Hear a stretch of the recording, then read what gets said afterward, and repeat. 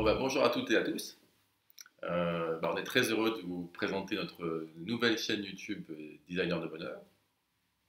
Bon, ça peut être présomptueux d'être designer de bonheur, mais laissez-nous vous expliquer ce qu'on entend par designer son bonheur. Alors avant ça, pour celles et ceux qui ne nous connaissent pas encore, moi je m'appelle Estelle, j'ai 49 ans, je suis l'heureuse femme de Joël depuis fort longtemps, maman de deux super ados, Hugo et Tom, et on est basé depuis peu sur Biarritz. Alors moi je suis designer d'intérieur, reconvertie depuis 8 ans maintenant. À moi. Bah ouais. Bon, moi c'est Jojo. Je préfère Joël, j'ai jamais trop aimé ce prénom.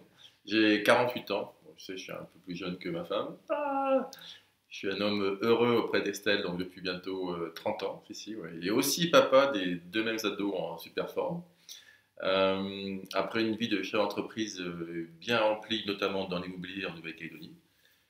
Et puis après avoir cultivé le bonheur, pour moi, il faut être un petit peu perso, en couple, en famille et avec les amis. Ben, j'ai écrit un livre qui s'appelle donc Devenir son propre coach du bonheur ou son propre happy coach. Et puis progressivement, on a réalisé que des passerelles effectivement existaient entre nos deux activités et surtout nos deux passions. Voilà, alors côté design, on le sait tous, mais c'est bon de le rappeler, il est vital de prendre vraiment au sérieux la décoration et l'aménagement des lieux où on vit, parce que le design influence notre vie, notre quotidien, nos humeurs, nos relations aux autres. Le design d'intérieur englobe bien plus de secteurs que la simple décoration, les couleurs, le mobilier, l'aménagement ou l'ergonomie d'une pièce. On parle vraiment ici de ce qui est important dans la vie, dans votre vie, dans la nôtre, c'est du bien-être. Mon métier, moi, c'est de permettre aux personnes de retrouver un intérieur harmonieux dans lequel vous vous sentez bien au quotidien, à votre place, en harmonie avec vous-même, en harmonie avec les autres, parce qu'on est souvent plusieurs à vivre dans un intérieur, de retrouver un intérieur désencombré, balayé de tout ce qui vous gêne au quotidien, facile à vivre, un intérieur inspirant où vous vous faites plaisir et ça vous permet de mettre votre grain de folie personnelle. On voit trop d'intérieurs identiques partout. Il est vraiment important de se réapproprier les lieux et de mettre sa propre personnalité. Donc moi je me lance dans cette approche beaucoup plus large que le seul design d'intérieur pour cultiver le bonheur au quotidien pour soi et pour les autres. Et du coup je fais ça avec Jojo. Alors côté bonheur, quand j'entends Estelle parler de design d'intérieur, ça me fait penser à notre dialogue intérieur. On dit que la maison reflète les gens qui l'habitent. Ça ne me surprend pas car l'extérieur d'un point de vue général reflète ce que nous sommes, qui nous sommes.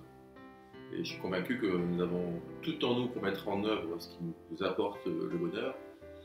Alors on dit qu'il y a autant de définitions du bonheur que d'habitants sur Terre. C'est pour ça que je pense que chacun de nous finalement design son propre bonheur. En revanche, c'est un véritable processus de transformation et un contrat que l'on signe avec soi-même. Alors comme on aime travailler ensemble depuis toujours et qu'être bien chez soi, c'est être bien avec soi, donc c'est vraiment indissociable, on a donc réuni nos deux passions. Qui effectivement c'est le bonheur avant tout. Alors, pour nous, c'est quoi le bonheur? Si on dit que c'est une définition propre à chacun, c'est la première chose, c'est être libre. On a toujours voulu être libre et se donner les moyens d'être libre et être heureux de faire ce qu'on veut dans la vie. Alors ça peut paraître un luxe, mais pour nous, ça a été vraiment notre motivation première. Et la deuxième passion, c'est l'immobilier au sens large, donc qui passe par le design bien sûr, la déco, mais la rénovation, voilà, des projets immobiliers en général. Donc en fait, on a toujours été comme ça, prendre le bon côté de la vie, se marrer, faire les choses à fond. Alors, des fois, peut-être, euh, ça peut déplaire, mais bref, nous, on a fait les choses à fond. Voilà. On a envie de partager cette philosophie de vie parce que ça nous a toujours porté, finalement. Ça ne veut pas dire qu'on ne peut pas être sérieux, mais on fait attention à justement ne pas se prendre au sérieux. Et par rapport à tout ça, justement, on s'est dit, allez, on va créer une marque qui est designer de bonheur. Mais alors, qu'est-ce que c'est concrètement être designer de bonheur? Voilà. On va tout vous dévoiler, mais avant ça, justement, on va brièvement quand même vous raconter comment on en est arrivé là. Alors, c'est Estelle qui le dit, hein, puis on a fait une soirée à l'époque autour de ça, on avait bien rigolé. Mais j'en suis convaincu aussi, effectivement, avec le recul. Donc j'ai longtemps été une grande gueule, un connard aussi, un champion du monde. Voilà. On se demande de quoi, mais un champion du monde. Jusqu'à un premier déclic, effectivement, qui était un accident de voiture.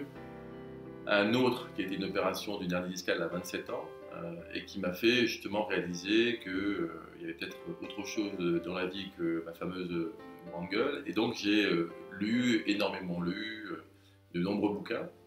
Et à ce moment-là, j'ai eu une révélation avec un livre en particulier, mais il y en a plein d'autres effectivement qui ont aidé à cette réflexion-là. Donc c'est les fameuses 7 habitudes de ceux qui entreprennent, tout ce qu'ils réalisent, pardon, tout ce qu'ils entreprennent, de Stephen Covey. Et grâce à la méthode proposée, en fait, on a écrit nos rêves. Alors on en a toujours plein d'autres, hein, mais en tout cas, ceux qu'on a écrits à l'époque, on les a réalisés et bien plus encore. Et très tôt en plus, hein, on a fait ça, on va avoir entre 21 et 22 ans.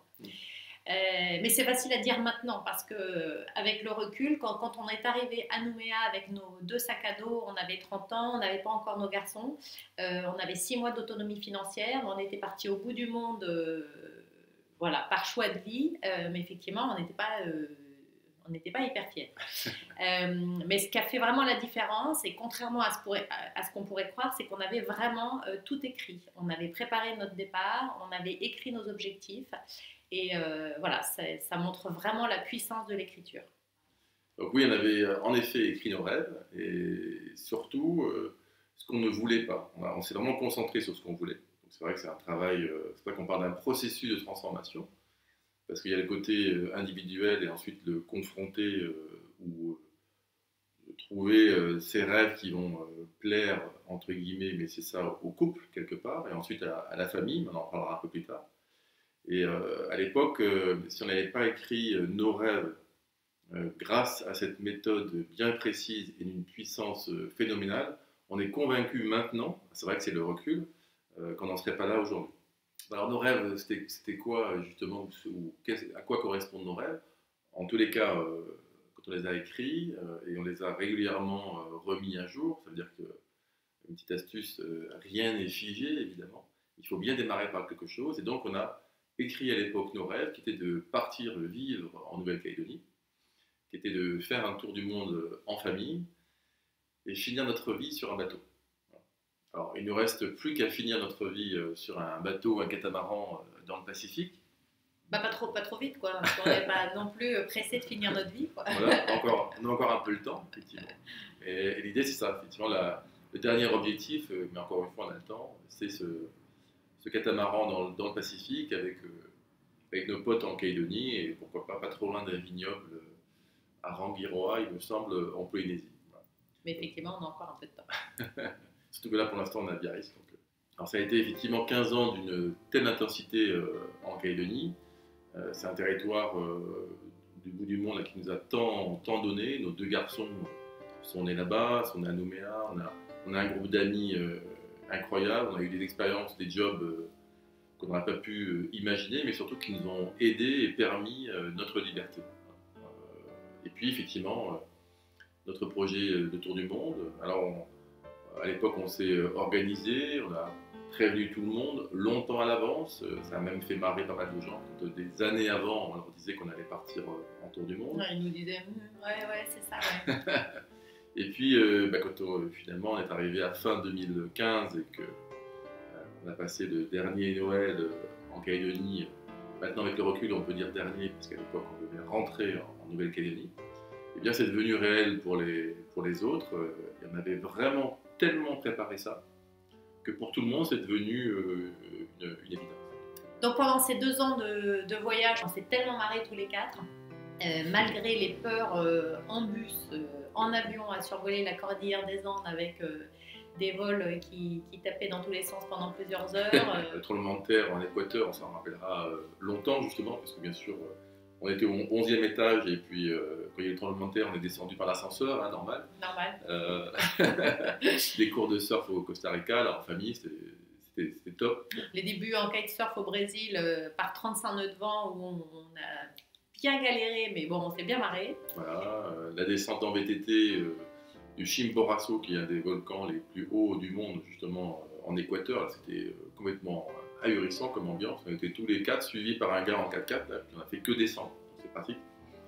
Enfin voilà, un tas d'expériences voilà, qui en plus maintenant nous restent tellement ancrées à tous les 4. C'est vraiment tellement fondateur pour notre famille aujourd'hui. Tout ça avec le stress des devoirs à rendre, parce que les enfants ont fait pendant 2 ans l'enseignement à distance avec le CNED, qui est super bien foutu, hein, mais c'est vrai que c'est quand même, voilà, il faut quand même travailler. Donc moi j'ai refait tous les programmes du collège. Mais voilà, et puis la vie 24-24 avec nos enfants, 24-24 avec mon mari, mais pourtant sans engueulade, parce que finalement, comme on faisait vraiment ce qu'on avait envie de faire depuis longtemps, tout s'est passé avec une facilité vraiment impressionnante, et finalement, on n'a que des bons souvenirs. Bon, c'est pas évident pour le côté intimité, mais ça, on s'est brouillé. Oui, forcément. On est vraiment sorti de notre zone de confort, c'est vrai, c'est un peu l'expression à la mode, on va dire, mais c'est vrai. C'était super, super sympa. On a cramé pas mal d'argent, mais c'était prévu. Et moi, ce qui m'a vraiment impressionné, c'est que justement, les enfants, à ce moment-là, ont dit qu'ils avaient appris à me connaître. C'est vrai que c'est une sacrée récompense. Donc, alors que ce n'était pas du tout prévu, parce qu'on devait retourner en Nouvelle-Calédonie après ce voyage de 2 ans, et ben finalement, on s'est installé en France, au Pays Basque, pour redémarrer une nouvelle vie. Voilà, des nouveaux challenges en perspective. Et voilà, comme on le disait tout à l'heure, on a toujours été passionnés d'immobilier. Joël était dans ce métier à Nouméa, moi je me suis reconvertie, je suis devenue designer d'intérieur, et voilà, avec la vente de notre maison à Nouméa, ça nous a permis de nous reconvertir sereinement ici, maintenant, en designer de bonheur. Alors du coup, maintenant on peut rentrer un peu plus dans le vif du sujet. C'est quoi designer de bonheur ou designer son bonheur? Et finalement, c'est apprendre à se connaître, à s'accepter et s'aimer. Alors ça, c'est un sacré morceau. Ça peut paraître justement des mots un petit peu à l'eau de rose, mais se connaître, s'accepter et s'aimer, puis ensuite donc du coup aller vers l'autre ou les autres, c'est quand même un sacré morceau, effectivement. Mais tout ça, c'est pour justement définir la vision idéale pour chaque catégorie de sa vie et la stratégie à mettre en œuvre pour l'atteindre. Voilà, c'est vraiment ça. Alors, si vous pensiez effectivement que ça tombe tout seul, désolé, il y a un peu de boulot quand même.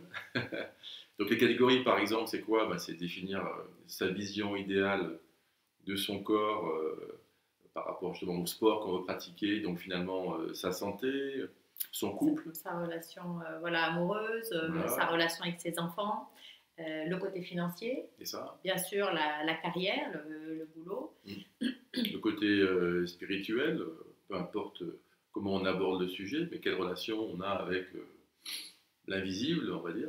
Et donc la base, c'est vraiment effectivement un des premiers secrets justement du bonheur, ou en tous les cas quand on veut designer son bonheur, parce que chacun a la définition de son propre bonheur, donc il faut bien le designer selon soi. C'est en effet de définir des objectifs, ce qu'on a dit, les détailler en termes de timing, en termes de quantité, si on peut dire, et surtout les écrire. Et tout ça sans se mentir. On va justement vous présenter une masterclass en fin janvier 2020 qui vous permettra justement d'écrire ces objectifs précisément sans se mentir, parce que c'est une des phases les plus difficiles, parce que quelquefois, sans le savoir, on s'est inventé un personnage, donc le personnage de la grande gueule, le connard, tout ça. Et donc quand j'ai dû effectivement écrire et ensuite partager avec Estelle et écrire ensemble les objectifs de vie ou notre histoire ou le scénario de notre vie, voilà, il a fallu travailler là-dessus en disant d'où sortait ce personnage. Voilà. Est-ce que je l'avais inventé? Est-ce que c'était venu inconsciemment? Et donc il a fallu décomposer tout ça. Et quelque part, ça peut faire mal parce que justement, on va travailler ce qu'on peut appeler forcément des croyances limitantes, mais en tout cas des croyances, et surtout des blessures. Voilà. Mais sans faire de psy, justement, de comptoir, on peut aller, il y a des méthodes pour aller chercher soi-même tout ça, parce que même si on se fait aider par quelqu'un, c'est facile, entre guillemets, de mentir à cette personne-là, toujours rester dans un personnage. Donc depuis 30 ans, nous, on applique notre méthode. On vous montrera le document qu'on remet à jour régulièrement. C'est important de dire que ce n'est pas figé, c'est un cadre qu'on met en place, et on peut évoluer dans ce cadre, mais en revanche, ça vous permet justement de ne pas trop bifurquer, parce que justement, vous savez là où vous voulez aller précisément. Et donc, quand vous êtes tenté par une opportunité, vous vous dites, bah, ça ne me permettra pas normalement d'atteindre l'objectif que je me suis fixé au final. Et tout ça en respectant ses valeurs profondes, parce que ça aussi, c'est vraiment une base fondamentale des objectifs, c'est avoir des valeurs hyper claires. Alors le recul, notre grand âge, et puis donc les cheveux gris de madame, oh non, nous ont fait comprendre qu'il y avait effectivement d'autres aspects dans le fait de se fixer des objectifs. Donc c'est devenu beaucoup à la mode maintenant de parler de l'invisible, de l'inconscient, du subconscient, des rituels, etc. Mais nous, on a fait tout notre parcours sans le savoir. On pensait justement activer que la partie consciente. Et là, on parle quand même que 5% des pensées qui sont conscientes, 95% des pensées sont inconscientes. Donc la respiration, le battement du cœur, la digestion, enfin bref, tout se fait heureusement sans qu'on intervienne, parce que sinon ça serait un sacré bordel. C'est bon quoi. C'est mon cœur qui bat plus. Et donc on a dans cette méthode-là qui arrive, justement pour vous aider à réaliser vos objectifs de vie, eh bien, il y a une manière de s'adresser justement à toute cette partie-là invisible. Donc, moi, j'ai fait une formation d'hypnose, on en parlera plus tard, où c'est vraiment l'objectif, c'est d'aller discuter avec cette partie inconsciente qui justement vous aide à réaliser vos objectifs. Alors, est-ce que vous faites partie des 82% des gens qui ne tiennent pas leurs bonnes résolutions? Voilà, c'est ce qu'on s'est dit, justement, ça tombait bien de lancer notre masterclass en janvier 2020, puisqu'on fait on a tous de bonnes résolutions en chaque début d'année. Et quand on est tombé avec Estelle sur cette statistique, on s'est dit, bah, punaise, c'est le bon moyen justement d'aborder notre masterclass. L'idée, c'est que la plupart du temps, justement, quand on veut mettre en place des nouvelles résolutions, on veut changer nos comportements. Et en fait, on démarre par le bout de la chaîne. Et on ne remonte pas justement progressivement sur d'abord les pensées qui influencent nos émotions et donc nos comportements. Et en plus, nos pensées, elles, donc on a vu tout à l'heure, elles sont et conscientes mais surtout inconscientes. Donc il faut savoir comment travailler là-dessus. Et quand on remonte encore, nos pensées sont influencées par nos croyances qui elles-mêmes sont influencées par nos blessures.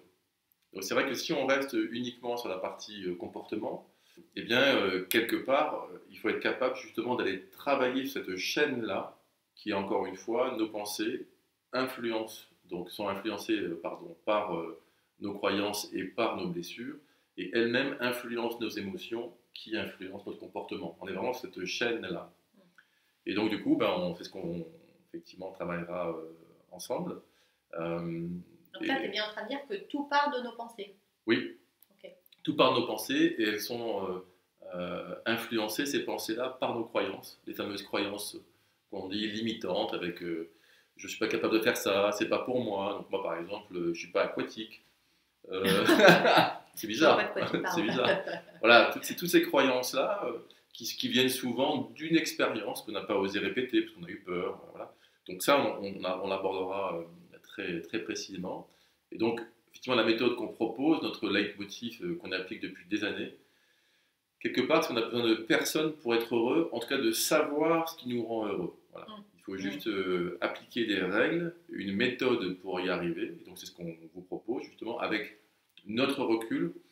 On veut imposer évidemment rien à personne, c'est notre parcours. Expérience. Voilà. Ouais. On a envie de partager parce que franchement, nous, ça fonctionne. On le voit même sur nos gamins. Ça marche, ça fait des ados bien dans leur basket et c'est quand même ça le plus important, quoi. Et en plus, naïvement, même si on n'est pas loin des 50 ans, on pensait que tout le monde faisait ça. Quand on a fait nos études ou école de commerce ou autre, bref, on nous expliquait qu'une entreprise écrivait la vision, la stratégie, les plans d'action, et donc nous, naturellement, on s'est dit, tout le monde fait ça. On l'a appliqué à nous. Voilà. Dans notre vie personnelle, quoi. Et finalement, quand on demande à nos amis, voilà, on a 50 ans, comment tu te vois à 80 ans On a des yeux, mais comment ça, à 80 ans, je me vois comment? Puis nous, on demande en détail, voilà. Puis nous, on dit, à 80 ans, on espère qu'on sera sur notre bateau dans le Pacifique. Et justement, on corrige, on espère, parce qu'on fait en sorte de se fixer des objectifs et ensuite donc d'appliquer la méthode pour les atteindre. Voilà. C'est pourquoi on a créé la marque Designer de Bonheur et qu'on lance cette masterclass autour du bonheur en janvier 2020. Alors suivez-nous pour écrire le scénario de votre vie, parce qu'on l'a, voilà, comme on vous l'a dit, c'est important d'écrire ses objectifs, le scénario de votre vie, de votre bonheur, car tout arrive quand on l'écrit et on vous promet qu'on peut vous aider à découvrir vos super pouvoirs pour être heureux. Bon ben, attaque. Merci.